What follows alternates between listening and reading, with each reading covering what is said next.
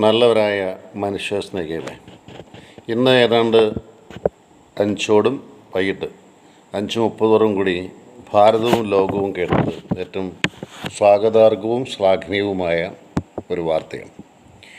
വെടിനിർത്തൽ കരാറ് അല്ലെങ്കിൽ വാക്കിലെങ്കിലും രണ്ട് രാജ്യങ്ങളും പാകിസ്ഥാനും ഇന്ത്യയും വെടിനിർത്തൽ പ്രഖ്യാപിച്ചു.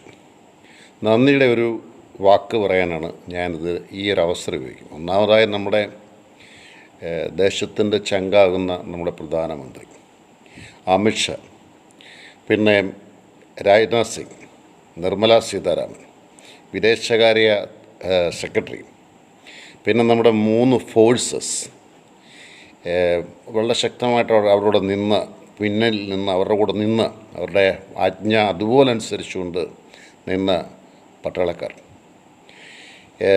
ഇവരോടൊക്കെയുള്ള നന്ദി അറിയിക്കുന്നതിന് മുമ്പ് ഈയൊരു ഭീകരവിരുദ്ധതയ്ക്ക് വേണ്ടി ഇന്ത്യക്ക് വേണ്ടി ജീവൻ ബലികഴിക്കേണ്ടി വന്ന പട്ടാളക്കാർ അവരോടുള്ള അനുശോചനം അറിയിക്കുന്നു. കുടുംബത്തോടുള്ള പ്രതിബദ്ധതയും ഞങ്ങൾ അറിയിക്കുന്നു.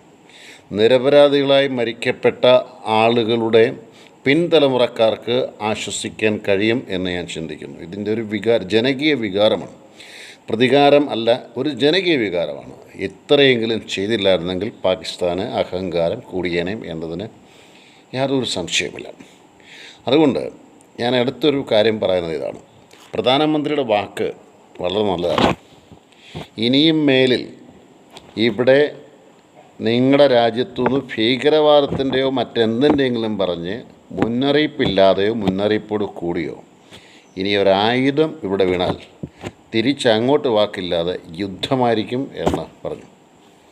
വളരെ നല്ല കാര്യം, വളരെ തീക്ഷ്ണതയുള്ള വാക്കാണത്. അതുകൊണ്ട് വലിയൊരു കാര്യം അവർക്ക് മനസ്സിലായി.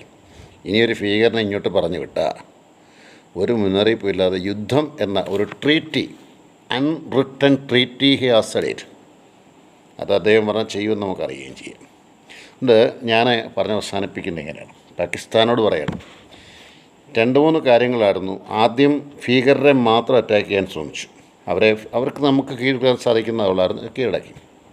പിന്നെയും ഇങ്ങോട്ട് ചൊറിഞ്ഞു വന്നു. ഭീകര നിർത്തിയെന്ന് പറഞ്ഞാൽ ഇന്ത്യ പിന്നെ ചൊറിഞ്ഞു വന്നപ്പോഴാണ് രണ്ടാമത്തെ ഒരു സ്റ്റെപ്പ് എടുത്തത്. ആ രണ്ടാമത്തെ സ്റ്റെപ്പിലൂടെ നിങ്ങൾക്ക് വ്യോമ നിരീക്ഷണത്തിനുള്ള സാധനങ്ങളൊക്കെ നഷ്ടപ്പെട്ടു.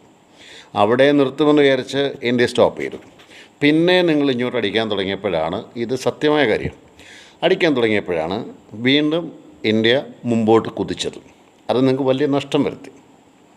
എന്ത് കണ്ടിട്ടാണെന്ന് എനിക്ക് പറഞ്ഞുകൂടാ. എന്ത് കണ്ടിട്ടാണോ ഈ ചാട്ടം ചാടുന്നത്? വേറൊരു മലയാളത്തിൽ നല്ലൊരു വാക്കുണ്ട്, ആന വാവിളയ്ക്കുന്നത് കണ്ടിട്ട് അണ്ണാൻ വാവിളയ്ക്കരുതെന്ന് പറഞ്ഞിട്ടുണ്ട്. ഇപ്പോൾ അത് നിർത്തിയ തൽക്കാലം.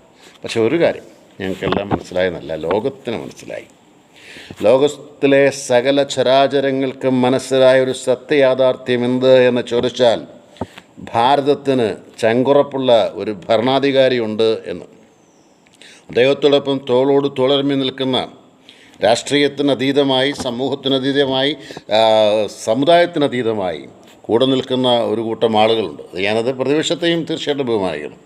എപ്പം ഇന്ത്യക്ക് എന്തെങ്കിലും കുഴപ്പം വന്നാൽ ബലൂചിസ്ഥാനെ പോലോ അല്ലെങ്കിൽ അകത്ത് നിൽക്കുന്ന ഇമ്രാൻഖാന് സപ്പോർട്ട് കൊടുത്തുപോലെ രാഷ്ട്രത്തിൻ്റെ നിൽക്കുന്നവരല്ല നമ്മൾ. ഒറ്റക്കെട്ടാണെന്ന് പറയുന്നൊരു സ്വരം ഇന്ത്യക്കുണ്ടായിരുന്നു. That is India. അതിന് ചുക്കാൻ പിടിച്ച എല്ലാവരെയും അഭിനന്ദിക്കുന്നു. എൻ്റെ ഒരു കൊച്ചു ഗ്രൂപ്പ് IF ഇന്ത്യ. എൻ്റെ സമാധാനത്തിന് ഞാൻ പറഞ്ഞത് IF ഇന്ത്യയിലുള്ള എല്ലാവരുടെയും നാമത്തിൽ ഒരുപാട് നന്മ. വന്ദേ മാതരം. ജോൺസൺ കരൂർ.